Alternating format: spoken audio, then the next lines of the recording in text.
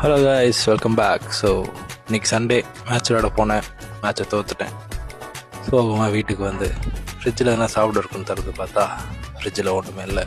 சரி, மிச்சம் இருந்த கோக்கை குடிச்சிட்டு சரி நம்மளே சமைப்போன்னு கிச்சன் பக்கம் போய் பார்க்குற கிச்சனில் ஒன்றுமே இல்லை. வெங்காயம் மட்டும்தான் இருந்துச்சு. சரி ஆர்டர் போடுவோன்னு ஜெப்டோவில் போயிட்டு சிக்கனையும் ஜிஞ்சர் கார்லிக் பேஸ்ட்டையும் ஆர்டர் போட்டுட்டு சரி சிக்கன் குழம்பு செய்கிறது எப்படின்னு யூடியூப் பக்கம் போய் ஒரு 4 வீடியோ பார்த்து செமையாக ப்ரிப்பேர் ஆகியிருக்கேன். ஆரம்பிக்கலாமா?